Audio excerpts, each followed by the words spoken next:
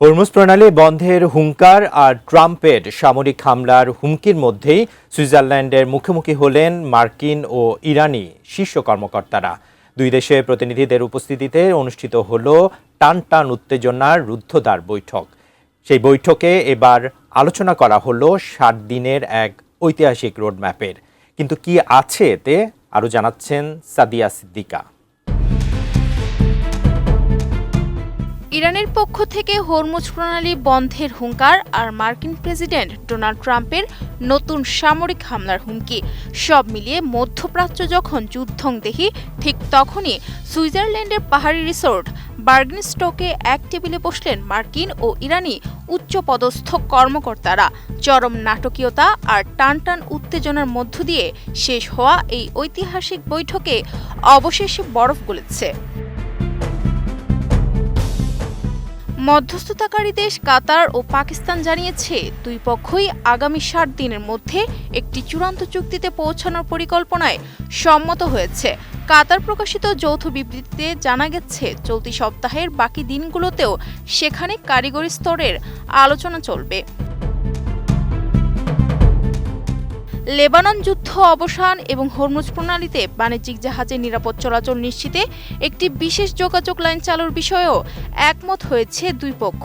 গত এপ্রিলে শুরু হওয়া ভঙ্গুর যুদ্ধবিরতির মেয়াদ আরও ৭ দিন বাড়ানোর লক্ষ্য নিয়ে মার্কিন vice president JD Vance ২১ June এই রুদ্ধদ্বার বৈঠক শুরু করেন, যা গড়ায় ২২ জুন প্রথম প্রহর পর্যন্ত। সঠিক প্যাড আর সঠিক তথ্য দিয়ে এসব সামলে নিব এক হয়ে। Monalisa sanitary napkin. তবে পর্দার পেছনের পরিস্থিতি নিয়ে তৈরি হয়েছে ধোঁয়াশা। ইরানের সংবাদ সংস্থা তাসনিম নিউজের দাবি, আলোচনা চলাকালীন ট্রাম্পের হামলার হুমকি ছড়িয়ে পড়লে ইরানি প্রতিনিধি দল ক্ষুব্ধ হয়ে মূল কক্ষ ত্যাগ করে।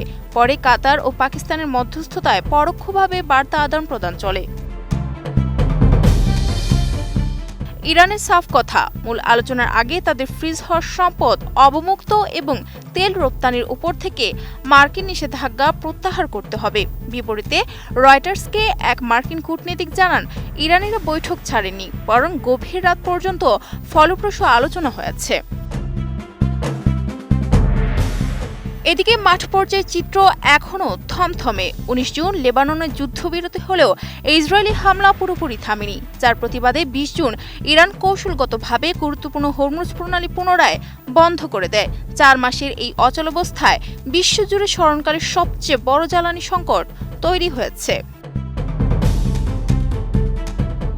এদিকে মার্কিন প্রশাসন প্রণালী বন্ধের দাবি উড়ালেও shipping data analytics firm Kpler জানিয়েছে, যেখানে ২০ জুন ২৬টি জাহাজ পার হয়েছিল, সেখানে ২১ জুন পার হয়েছে মাত্র ৫টি জাহাজ।